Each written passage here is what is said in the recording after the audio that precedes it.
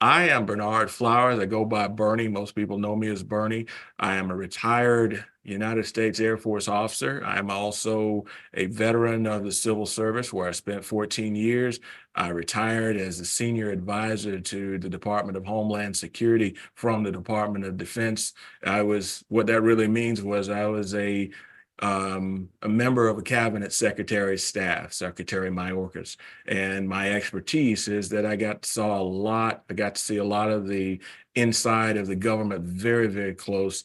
And I'm also a former congressional candidate. I ran for Congress in District 3. I was unsuccessful, but I am undeterred. And I'm also a conservative. I believe in, Black unity. And the bottom line is I'm just trying to help all people be the best that they can be. Awesome. And here we go. But your official, when you retired, was Lieutenant Colonel, right? It was. Okay, I want to Many make moons ago. sure I get that right. So if I get it wrong, you say no, he had one more rank, or somebody try to say that's false balance. One of those people. All I So I care want to make about is sure. the check keeps coming. That's what's up. No, that is true. But and I actually had a former team member who ran for office who did a little bit of a lying, black man, brother Uh-oh. of mine, but he was doing a little bit of too much on his resume, and he was interviewing with some military people, and they shut him down in Massachusetts. He got in a little bit of trouble trying to be too, to us, we're civilians. Okay, whatever you say. You go on the Right. radio talking that nonsense in Fall River, Massachusetts, you got checks. I want to make sure I got that right. All Everything I right, say is the truth. here I'm we too old go. to be lying. Yeah, I hear you. I feel you. Here we go. 5, 4, 3, 2, 1. Hey, it's Kellen, and today on Diversified Game, yes, you heard it right. Highly decorated officer, Lieutenant Colonel Flowers is going to give us the game on a time where just over this past weekend, we see the assassination attempt of Trump. We're going to get into that. We're going to get into politics and what the future is for us as a country. And those of us who are conservative, black, you want to say minority, but who are conservative. And that doesn't mean that you're Republican or Democrat, because you guys know I vote my interests. So I just stay independent and vote for those who are going to benefit me and what helps us as a whole. But Lieutenant Colonel, how are you doing, sir? Kellen, I'd appreciate it if you just call me Berney. Okay. Okay, just Berney, not like the Berney, the socialist Berney, but the No, no, conservative Berney. no, we don't do Got socialists. No, that don't work well for me. But the bottom line, man, I just appreciate you. And as I said before, you have overcome and didn't tell anybody else. What's up with that pool in the background? Can this I get pool one? is 20 years of hard work. 20 years of hard Come work. on. I did 34 years of hard work and I don't have a pool. Well, that's because you're in that DMV area and you'd only be able to use it unless it was inside. You'd only be able to use it for a certain amount of time anyway. But come on down here. We got plots under $1 million still here in Palm Beach County. If you're willing to be in the country. So thank you though. Man, I'm a poor righteous soldier. I can't afford that. I'm a retiree, bro. I can't roll in your neighborhood. I think we can make some things work. I saw the suits that you were in, and you are moving and grooving. Don't get it twisted, you guys. We met at Renard Jackson's conservative event, Entrepreneur Summit. and nobody in there was broke. Not even the pastors that I met. They had their tithes and offerings on them, and they had their whole team with them. So nobody was broke in there, and it's good to see that type of black excellence, because that's what we need to be seen and shown more of. Totally agree. Totally agree. Where are we? Let's just talk about, right now, Trump, your opinion on assassination. I'm seeing people being so despicable online, talking about he staged this. And I'm like, this is like when you guys said Tupac or Suge staged something. This is where are we as a people where nothing is real? And unless I agree with your politics. It's terrible. First of all, when we've come to the point where people can't run for office without having to fear for their lives, something is wrong. Something is dreadfully wrong. Now, mind you, I worked in DHS at a very, very high level, and the Secret Service worked for DHS. And from what I know, and this is all still new, we shouldn't be making too many assumptions, but I can tell you that the Secret Service did not follow procedures. For example, why is it Trump was not behind bulletproof glass? That's a low-cost solution that could have been easily fixed. From what I saw, there was avenues of attack that the advanced team basically didn't pay attention to. I mean, somebody sees someone up on a roof, they mention it to the Secret Service, they yell it out to the police, and they didn't move the president, or rather the former president, out of the target zone. They just let him stay there, and this could have been avoided. I have been around weapons all my life, not just the military, And I'm putting my microphone up here so you can hear me a little bit Hit it better. a couple Are we good times. now? Better? Not yet. Say something again, please. 1, 2, 3, 4, 5. Hit the button again. I don't know what Zoom is doing. Okay, let's try this again.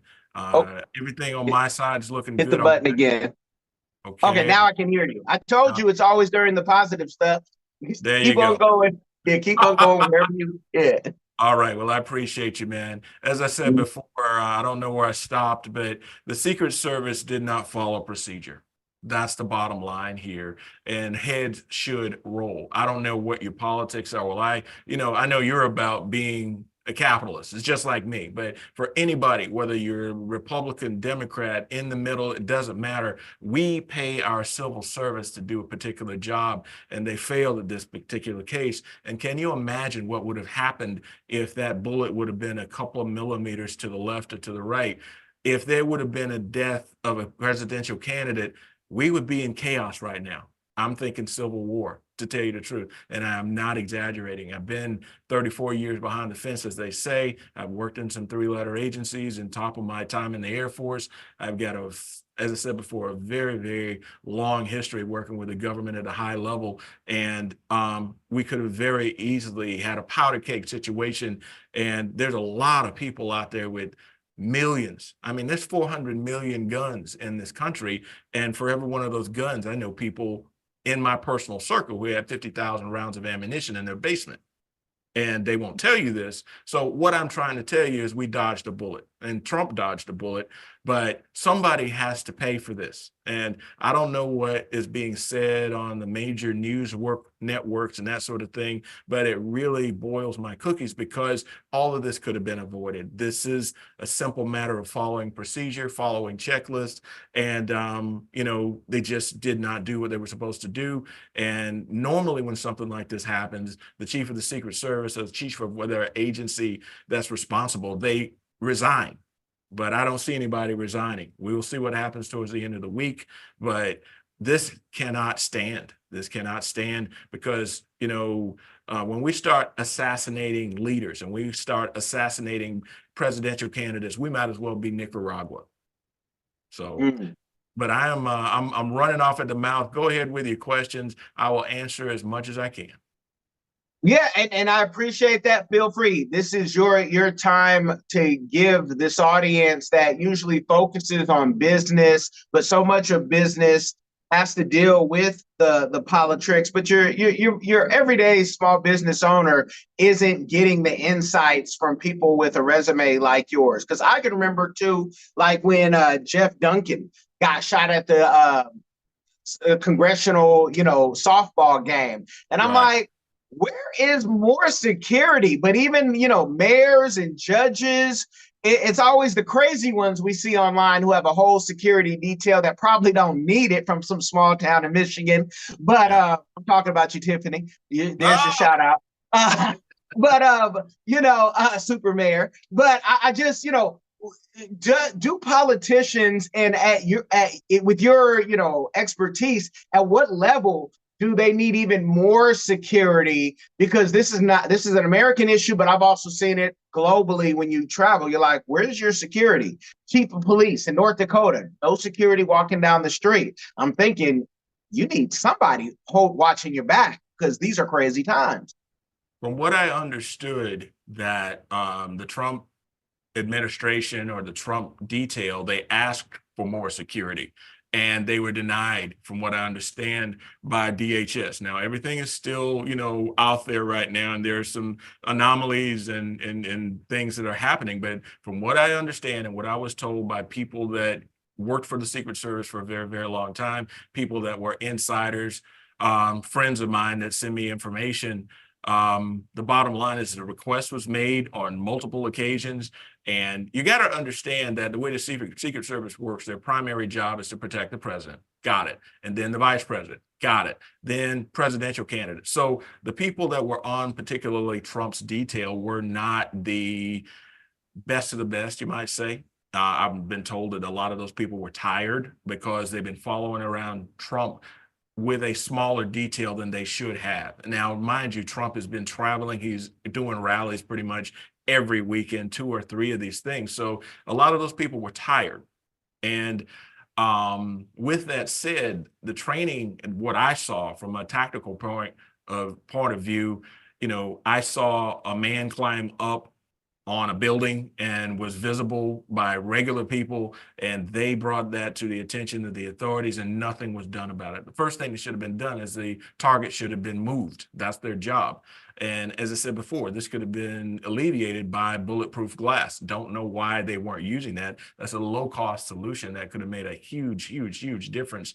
And, so heads need to roll. And I hate to say it, some people may not agree with me, but DEI, diversity, equity, and inclusion.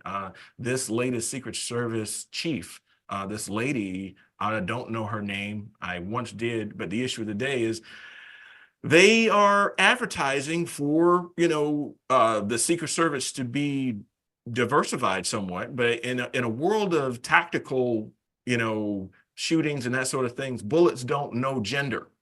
So think about that.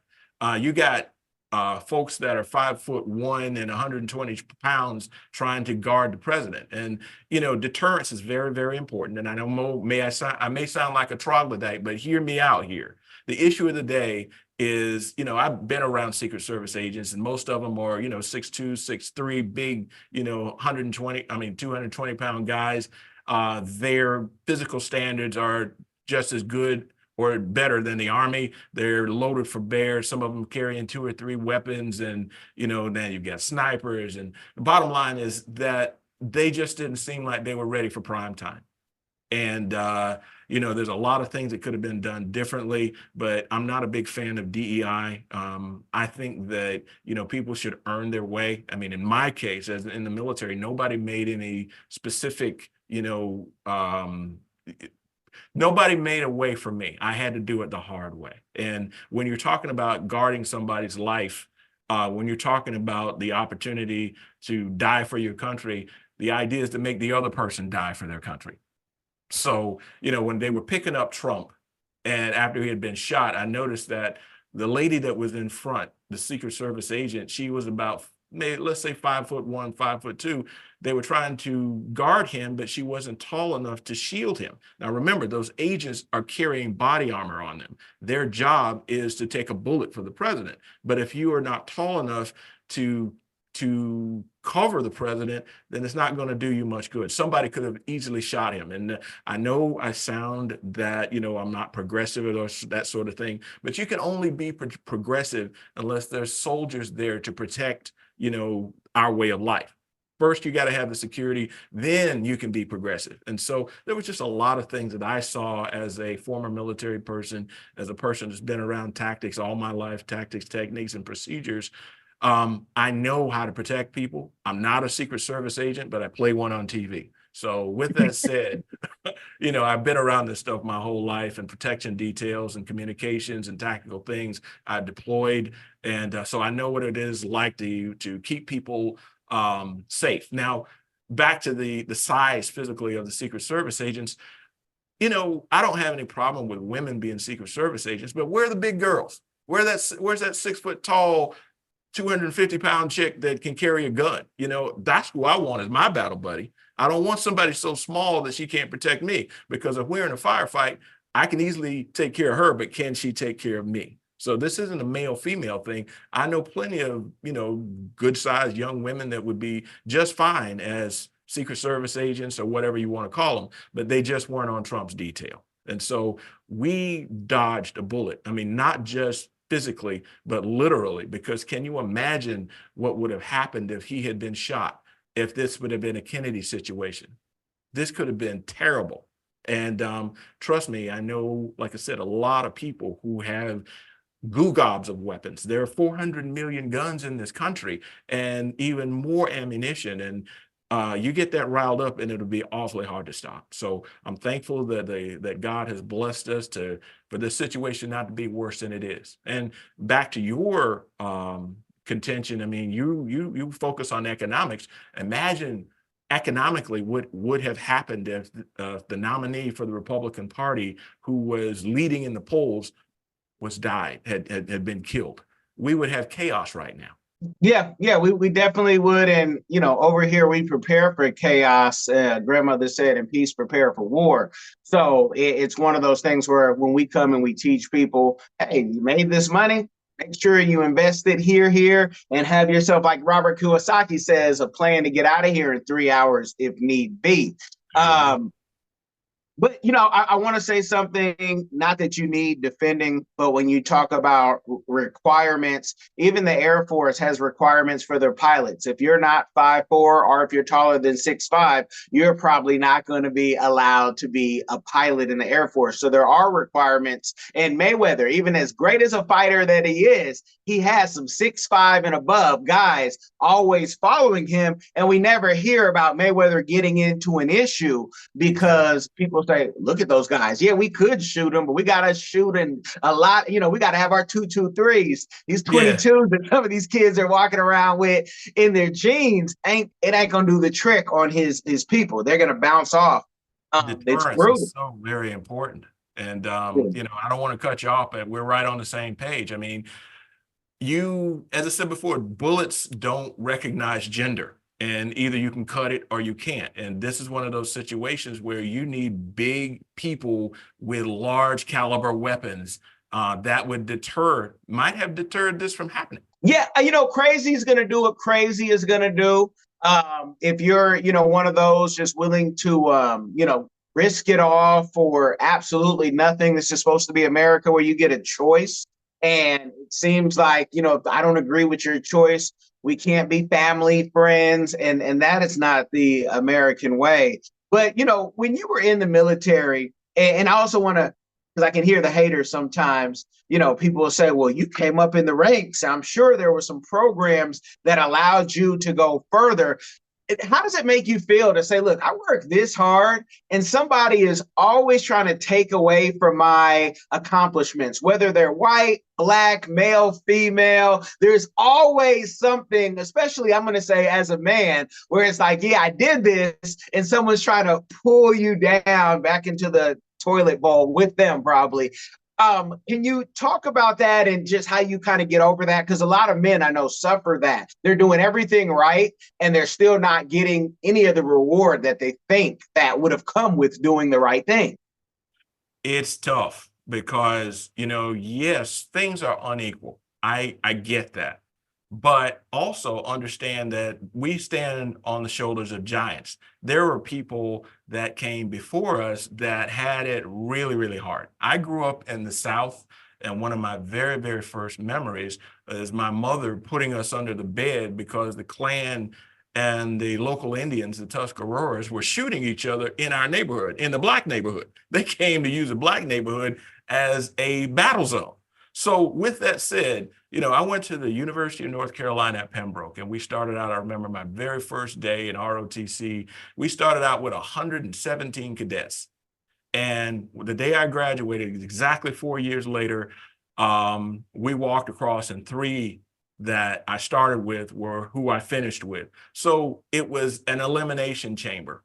And a lot of Blacks didn't make it through. I mean, I was the only Black in that group. So with that said, I take it very, very seriously when somebody says to me that you're some kind of diversity hire or whatever, because I know what I did.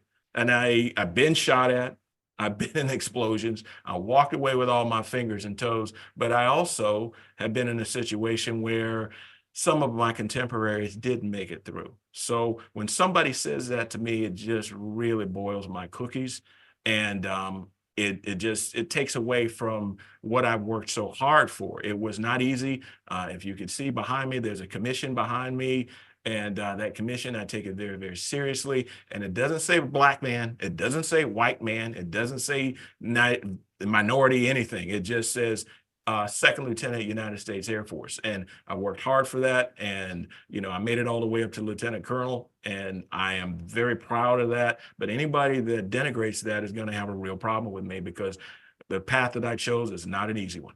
And I would love to see a movie on what you had described about, the Native Americans in the Klan, looking it up. The Battle of Hayes Pond is the only thing I can see of something talking about that. But that's something that you don't see movies are talked about, and just how that, back then, how things were. And the reservation now, go pick one. A lot of them are just, it's sad. It's sad to see. You put these people through, try to whitewash them, done everything to brainwash them. They're pretty much out of fight, and their fight now is on the res amongst each other, and there's very few jobs on most of them. But that's something that when you decide to write another series of books, love to hear about how that made you feel as a child, because it's like, they do it to them and we're next. And that's sometimes what being a minority in this country is like. Wait, who's on our side?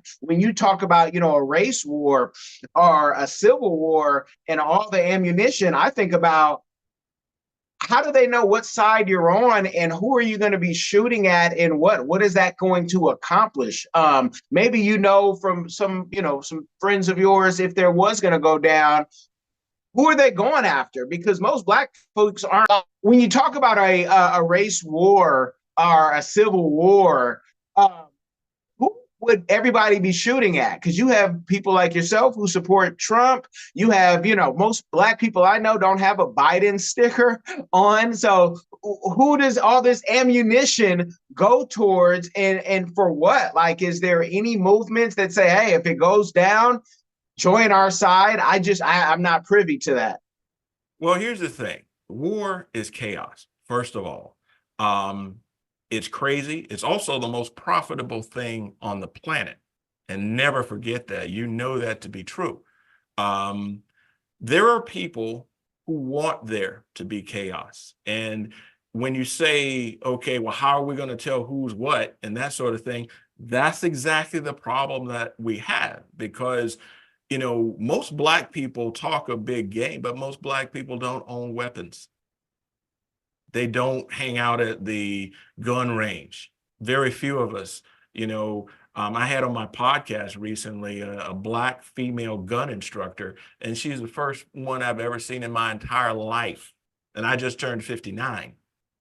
So what I'm trying to say is, a lot of these people talk about militancy, that sort of thing. Slow down a little bit. There's more to it. You got to learn how to handle a weapon and not be afraid of it. Most of us have been taught not to be around weapons, but I would not want to see any kind of war, race war, civil war. But I'm telling you that if you take into account the 11 million illegal aliens that have been brought into this country and the open borders that the Biden administration has allowed, a lot of people say, well, they're coming in here to take jobs that black people don't want. Well, if we put ourselves in a situation where, think about artificial intelligence, and I know I'm going way around this, but artificial intelligence is taking a lot of the jobs away, the manual jobs. So pretty soon we're going to be in a situation where we won't have jobs that the middle class, that have sustained the middle class. And again, when our white brothers and sisters get a cold, we get the flu, and it all comes back to us. So when the folks that just came across the border, they don't care. They're not going to join unions. They're not going to complain.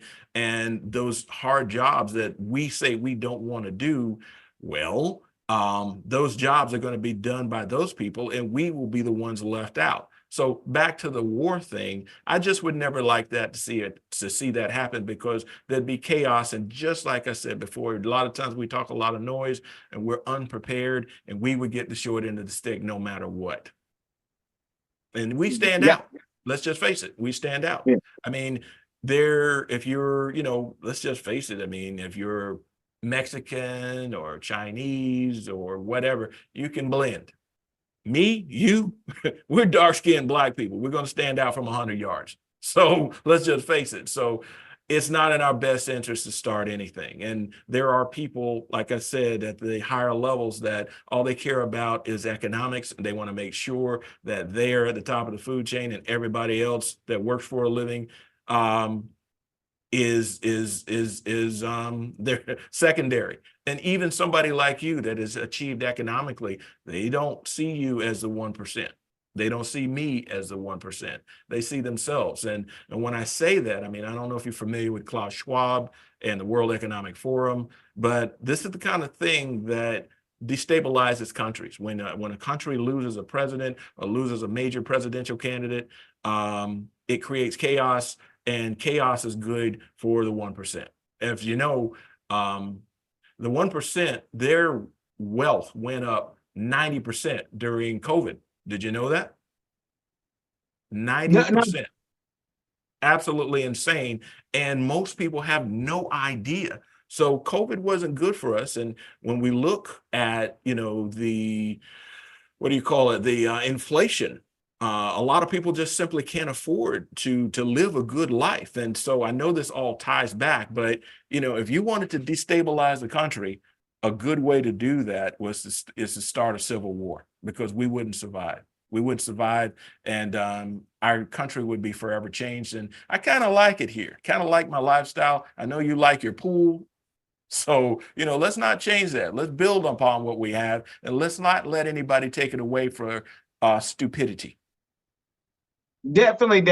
I enjoy my lifestyle here and abroad, and my audience knows that, just because I like my life, because I like my life, and things Yes. don't make me happy. Right. Being with family, and even when power could go out in another country, we still can cut up and have a good time. But that's why we have generators and solar where we go.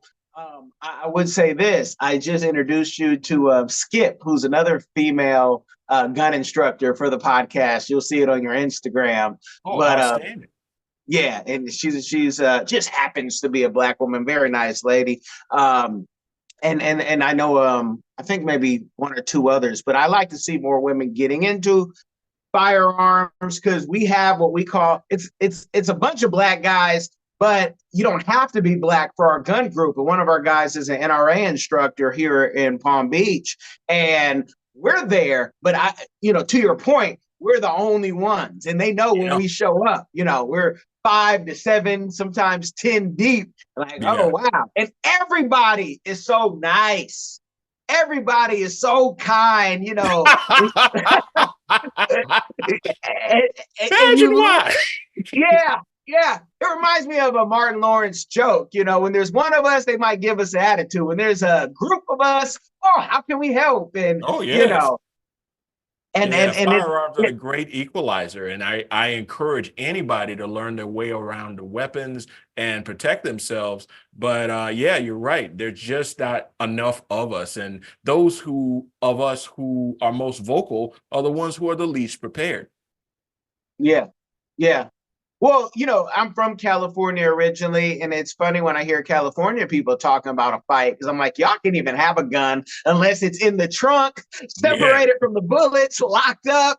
Right. Usually the last people who want to fight, it's like somebody with one arm wanting to fight, or tie my arm behind my back. It's not going to be the same fight. And again, I don't have any physical fight in me. I got enough to get out of here, because I just don't understand where we play in this, because I've seen this movie, like a sci-fi movie, and I've read this book.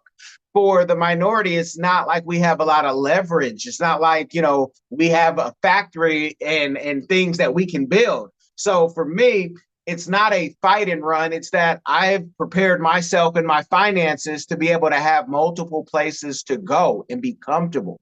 There you and I go. didn't ever want to be a slave to anything. So you see me like Ted Cruz in Mexico, or like Abbott during a hurricane in Hmm. China, you Yeah. know, it is what it is. Because what is really going to happen if chaos happens like that, the 1% aren't going to be the ones fighting. Tira No. la puerta.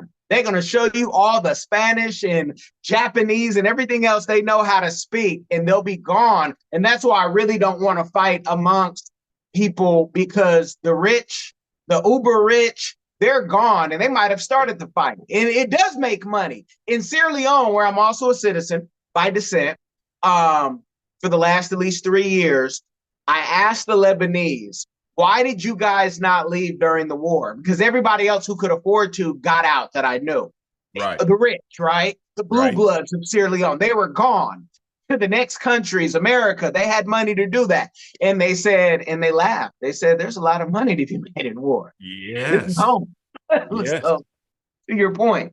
And what people don't seem to understand is, what we have going on in the Ukraine, those bombs and bullets are made somewhere. They're made here right in the United States. And the companies that make those things, they want there to be war because there's profit. There's always been profit in war. And I will tell you that this country, if I'm not mistaken, has been at war with somebody for all but 27 years of its existence.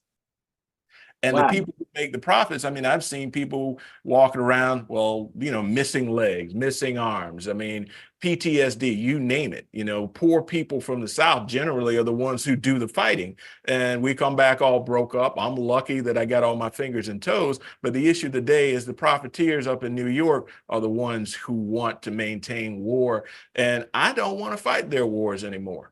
I don't want my children, I don't want your children to have to go out and fight economic wars. For example, if you look at Iraq, our Iraq war, what did we get out of that? I was told by Dick Cheney, or we were told, that we would be welcomed as liberators. Well, while bullets were flying across my head at Camp Victory, I didn't feel like a liberator. You know what I mean? Or Yeah. better yet, during 9/11, there were no Iraqis or Afghanis on those planes, the planes that crashed into the World Trade Center. They were all Saudis, but we didn't go to war with Saudi. We went to war with Iraq, and we went to war with Afghanistan. So I may be saying some things that you guys have already heard before, but the bottom line is war is the most profitable thing in the world. And we need to minimize it. We need to bring back home some of those profits, and there's nothing that America can't do within its borders, because we pretty much have all the resources that we need to be self-sufficient. But again, we're sending $200 billion over to the Ukraine when Baltimore is dying, when Detroit is dying, when New York is dying, and we're bringing other people into the chaos. And that is just absolutely ridiculous. And I know we're kind of off topic. The bottom line is that what happened to Trump, whether you believe him, whether you are a supporter, whatever, when public figures can't run for office without, risking their lives, we got a banana republic going on here. We've got fascism, and fascism is never good for Black people. And what is a solution that your everyday person can do? Because a lot of people just throw their hands up and say, what can I do? I can't stop them from sending money to Ukraine. I can't stop or help with any messaging. Doesn't matter if I donate $5 or, $1,000. What can that everyday person do? Are you tired of the violence, tired of the injustice, police brutality, rampant discrimination, lack of gun control in this failed biosocioeconomic experiment called America? Or maybe you need a break from the relentless grind and want to regain control of your destiny, your wealth, your health, and your purpose. DiversifiedGame.com has the right course for you. Prepare for my first trip to Africa. Looking to reconnect with your roots, start a new business, or just a fresh start. Africa, aka the motherland, is waiting. Don't let the Chinese and the Mzungus have the fun and also take over the motherland. From Cairo to Mombasa, from Dakar to Cape Town, Africa has something for everyone, from business opportunities to the most amazing people, safety, leisure, and landscapes. The opportunities abound. It is time for the diaspora to reconnect with their roots. Time to reconnect with the birthplace of humanity. Africa is the last frontier. Get your head in the game and reclaim your legacy. The writing is on the wall.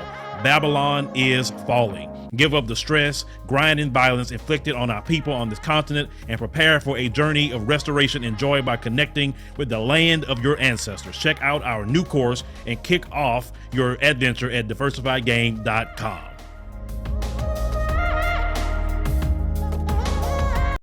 Well, I just left I just spoke at a school board candidates meeting over not far from me, about 20 minutes away here in Maryland. And there's a young Black lady by the name of Latoya Congolo, wonderful woman, business owner. She's running for school board. And we need to get involved in politics, because if you don't get involved in politics, you will find yourself at the mercy of politicians. And they can pass anything they want to if you're not paying attention. And apathy is our enemy. And I told you myself, I ran for Congress just recently. I was unhappy with some of the things I saw in the federal government. And with my background, I thought that I could do something about it. I got out there. I did not win, but I am undeterred. And I find myself still helping out people like Latoya. She asked me to come and speak. I spoke at another congressional candidates event not long ago. I'm on my Republican Central Committee here. Yeah, a Black man on the Republican Central Committee in Howard County, Maryland. Yes, it does exist. But the main thing is we need to get involved, because here's the thing. As Black people, we generally are family-oriented people. But those who are in charge, our Black civil rights movement has been usurped by the LGBT, alphabet, whatever, and I got a real problem with that, because their problems and my problems are not the same. And I find it very reprehensible that they have usurped and overcome our movement. People have died and fought for the rights that we have now, for the right to sit in front of your beautiful pool. You know what I mean? And so how did that happen? You haven't sat down on your thumbs just working at, Jiffy Lube. How did that happen that Black issues became LGBT issues? Because it's like most Black folks don't hate, that choir director in the church. But when you start taking over, I'm being funny, y'all, I'm sorry. But when did their issues almost trump ours, where we say, wait, we have these issues, and then they come and they take them over, and they're wise. They usually use somebody Black who's in the community. And it's like, if you don't have kids, or if you're not, no, we're not, it's not the same issue. When did that happen? Do you have a year, a time, a person? Well, to me, and I wrote a book not long ago called Black Values Matter. Yeah, and I have to send you a copy if you hadn't read it already. But the issue of the day is that you go back to the 60s with the Great Society, Lyndon Baines Johnson. As soon as Kennedy died, he takes over. First of all, Lyndon Baines Johnson was one of the biggest racists you ever want to know. I know that because I lived in the hill country of Texas during my time in the military, and I heard many, many, many stories. And if you read his biography, I mean, this guy was terrible. And word on the street down in that part of Texas is that he was a Klansman, but I can't prove that. I could probably do it with some research. But the issue of the day is his Great Society separated the Black community. You couldn't be married and get or better yet, welfare benefits. You couldn't be married and have an intact family. The government literally attacked the family and replaced it with a check. And when you did that over several generations, you got a lot of people that got to a point where they didn't need the father. So in the meantime, here comes Joe Biden with his 1994 crime bill, putting Black men in jail for minor offenses like smoking weed and stuff like that. And so you basically hamstrung the Black male, the fatherhood or the father figure in the family. So now the Black family is separated. And I know I'm stepping on some toes, but that's how I feel. And I'm not backing down. This is what I saw. This is what the research has shown. And then I look around at the community that I grew up in the South. I mean, the families that did well were intact families, mom, dad, going to church together, raising their kids. And the families that generally didn't do well were the single parent families. And so that's what I see. I see a government, I see Lyndon Baines Johnson and his social engineers from Harvard basically targeting the Black community. And in the meantime, I don't have anything against somebody's sexuality, but I don't want their sexuality to be forced upon me and my family, because that portion of sexuality does not produce children, and children are the light of the world. Children are the future, as they say. I know that sounds trite and cliche, but we can't have a society if we don't produce children. And at this point, without each woman producing producing about 2.0 children in the United States, if we're down, our birth rate is down to like 1.5. So we're not replacing ourselves. And if we don't replace ourselves, then our society goes to pot. Who's going to pay your Social Security? Because it's a Ponzi scheme. And it's designed because the idea is that the next generation pays the Social Security of the current generation. But when you've got more retirees than you have people paying into the system fails. So maybe these social engineers, that is what they want. But the issue of the day is back to this whole LGBT thing. It boils my cookies because their issues and my issues are totally different. So are you saying it started even in the 60s, the engineering, but at what year, if you had to guess?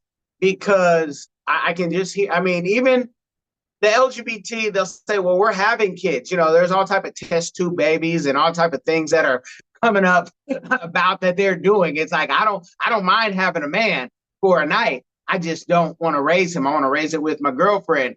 There's a lot of, crazy foolishness. It's not logical stuff for a fruitful society. But what year? Because growing up, I'm from California. I'm from where you would see the naked people in Berkeley, but I didn't hear everyone saying, hey, I'm trying to have a girlfriend or a boyfriend. I'm like, where did this come from? I can't watch a Tyler Perry movie without a scene that I never knew even existed in my life. My mind never went there, and the plot had nothing to do with what just happened. And I'm like, yeah, turn this off. I'm done. I didn't want to see that with my kids, with my family, with my wife. At what year did we say madness is okay? I don't know if it was a specific year, but I like to think that the modern era started when Kennedy was killed, before I was born. It was in 1963. That's when Johnson took over. And there are people in this world that believe that the United States, this beacon of freedom that we have, is bad for the rest of the world. And we are the richest country in the world. Okay, I want it to stay that way. I want my 40 acres and a mule, and I still haven't gotten it. But I'm doing okay. I'm not doing as well as you, but I'm not hurting. I'm not missing any meals, you can tell. But the issue of the day is that there are people at the top of the food chain, and I'm talking about the World Economic Forum, that they feel that they need to balance the way things are, and that our country has taken advantage of other countries. Okay, maybe we have, but I don't know if there's anything I can do about that. But I do know that if we don't produce children in good families, our economic system will fail.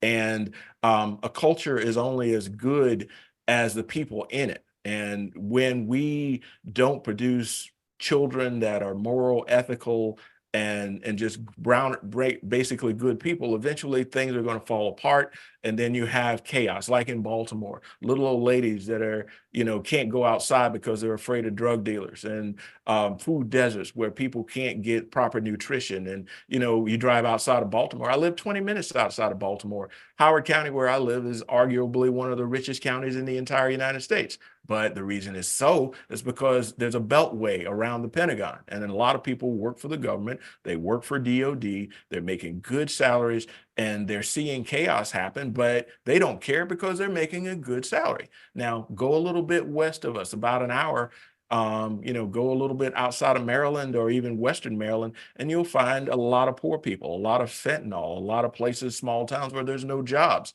And that's America too. And there are Black people that live out there as well. And what's happening is those countries, or better yet, those The small towns are dying, and we can't afford that. We can't afford that because that's Americana. And I'll tell you another thing. My granddaughter is multiracial, or better yet, multi-ethnic. You know, when she doesn't have dark skin like me and you, she has a kind of a cocoa color, and you know, she is just as much white as she is black. So the bottom line is things are molding together, and we need to get away from all this racial stuff. But I will say that the people on the liberal side have basically said, okay, let's take this racial division that we have and take advantage of it and not make it an advantage for black people who suffered and died. Our ancestors did for the way we live now, and that pool that you have behind you. And let's take that and give all the benefits to the LGBT people. I don't necessarily have anything against them, but don't take anything away from me in order to improve yourself. And when you go to these parades and that sort of thing, and people are walking around naked and, you know, with their whatever, I mean, that's just crass. That's not good for society. And then when I have to explain that to my granddaughter or some young child, that's a scar that's going to be in their mind that, you know, basically they'll never get rid of. So I'm a traditionalist, and I think that this country functions better when there's more traditionalists and less of the non-traditionalists to say that. And the bottom line is I'm willing to defend this country, and I've proven that through my 34 years of defense of the country, either in the Air Force or outside. And I see a lot of people that are benefiting from this, but they're not willing to go to war or defend this country from the things that would harm it. And there's also, like I said, I was going towards Ukraine. Why are we spending so much money defending a country that wouldn't defend us? But that's just my little pet peeve. I think it's a lot. I think that if you put a poll out there, the majority of Americans would say, at least just tell us what you're stealing from there. Tell us you're just not trying to piss off Putin because of, you know, this is a pissing contest. What are we doing over there? Because they would not spit on us. I know Ukrainians who have been over here less than 10 years. I know some who've been here 30 years. They say America should have let Putin do whatever he wanted to do to my country, and this thing would have been over. It would have been over. They would have figured it out. Yeah. Did you know that first, 30% of Ukrainians are Russian? Mm-hmm. Think about that. Yeah. Second, before Henry Kissinger died, I'm not a great fan of his, but he was a great diplomat. He was a wise man. And on his deathbed, he said, we need to separate the Donbass region, let the Russians have it. That's eastern Ukraine, because they actually speak Russian there. I've been to the Ukraine, and then there was a time, that's another story. I was the only black man in the Ukraine for, about 6 months, but that's another story for another time. Had no business there, but I was there on behalf of the United States government, so we won't talk much about that. But the issue of the day, it is not worth fighting for, because have you ever heard of the Azov Battalion? No. The Azov Battalion are neo-Nazis, and neo-Nazis hate black people. Bottom line, they hate anybody who is not Aryan. But our government, our United States government, has been funding the Azov Battalion. They're sending weapons and money over there to keep them afloat. And the bottom line is just, the whole Ukraine war is a money laundering operation.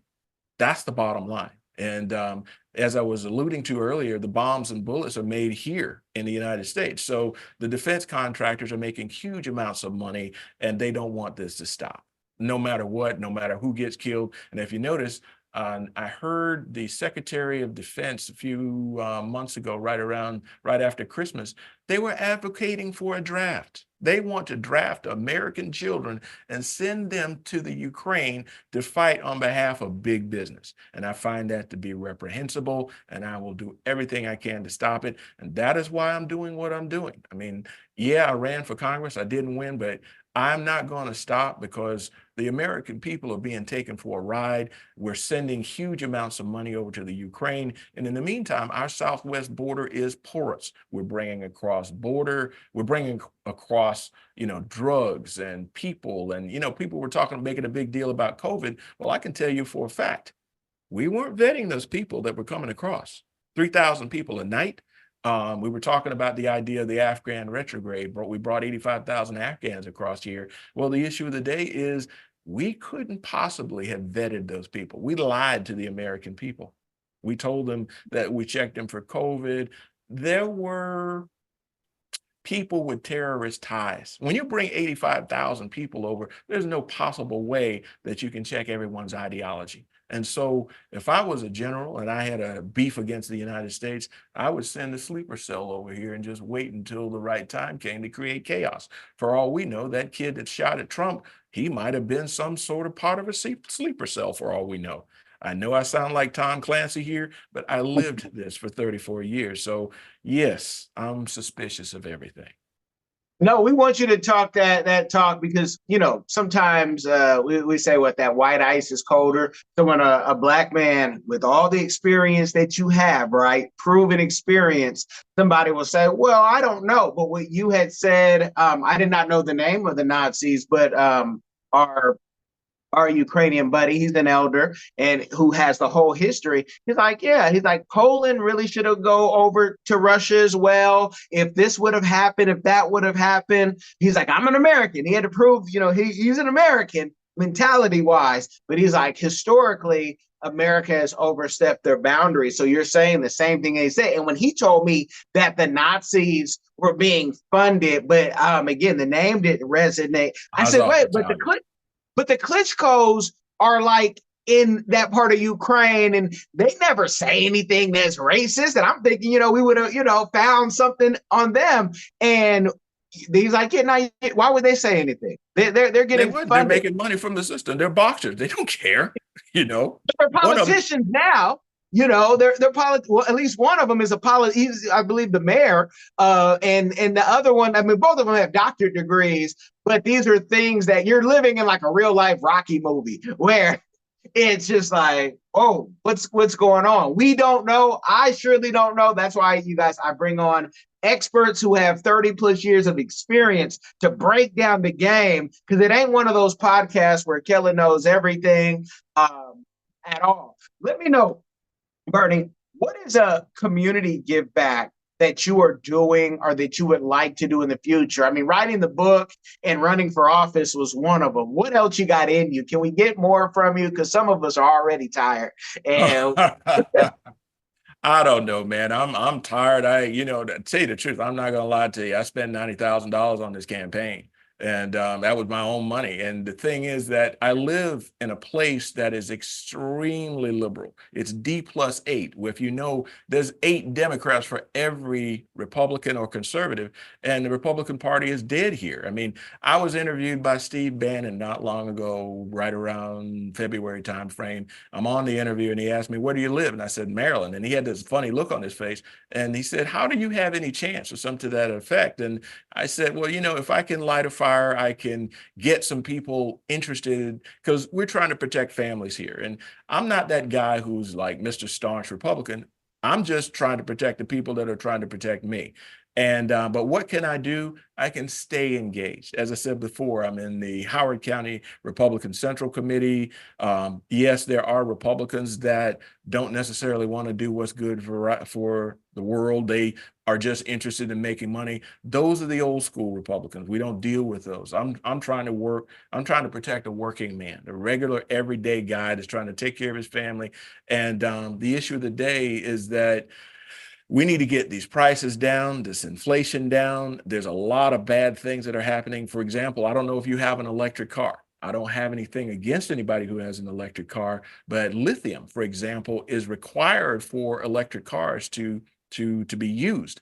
And lithium comes from combat zones. It comes from Congo. It comes from Afghanistan. It comes from parts of South America. And if we don't have that lithium, that means if everybody's driving an electric car 10 years from now, we're going to have to go to war to take it.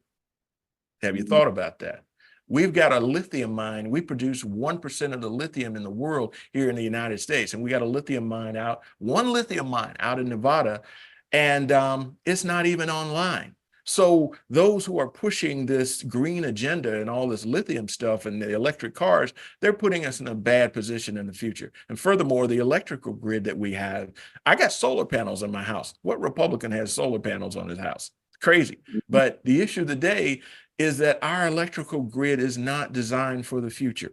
And you've been to Europe. Look at the trains that they have, the high-speed trains. A lot of people take long trips instead of taking cars, or rather cars or planes, they take the train. It's a lot cheaper. But we invented the train system, and our train system is almost dilapidated. I mean, Amtrak costs almost as much as a plane flight. So I know I'm bouncing all around here, but our infrastructure is crumbling while we send money overseas for political purposes. And I think that's wrong. And then the big takeaway here is people fail to remember that Russia is a near peer nuclear adversary. And I will tell you that, let's just say an accident happened and somehow or other we saw a blip on our systems that told us that there was a nuclear launch. The president would have less than 15 minutes to respond. Are we going to have Armageddon, or are we going to check our systems? Is Joe Biden ready to make that hard decision? There's a whole lot of things that need to be worked out, but the issue of the day is the American middle class is under attack, and most Black people like us, the regular college educated guys, maybe I don't have a pool like you, but I still consider you middle class. But the issue of the day is nobody's watching out for the middle class. And if we don't take care of the middle class, America dies. And that's what I'm about. And I'm going to keep doing what I do until we turn this thing around. And I will always be involved as long as I'm breathing. Now that is awesome. And you guys, we could go on for days, but some of y'all have ADHD, so you have to watch or listen. Most of y'all are listeners, I know, in spurts. And I could go on and we could do this again. You guys, let me know. But what I really want you to do is go check out that Black Values Matter book. Great reviews on Amazon.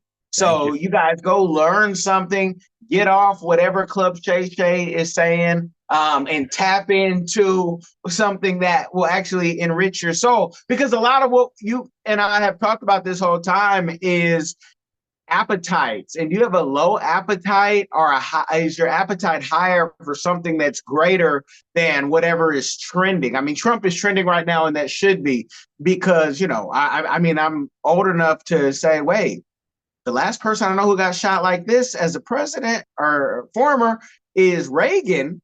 And when you saw them Uzis pop out when he got shot, and you're like, wait, the Secret Service has the same, back then we used to have the Uzi water gun. Can't do that now. You might get shot. But right. But it's like, you guys have to get your appetite up. When we tell you to fully fund your 401k, because most of you don't have a passport, so you can't just go and run or have an alternative. You're not going to invest in the global stock market, but fully fund your 401k because you want a great America here. And, get books like Black Values Matter or the London and Sydney series for your kids, because they're just Black girls traveling, and it's for everybody, because it's not, this woe is me story. It's just some girls traveling, going to see the world the way we like to do as a family.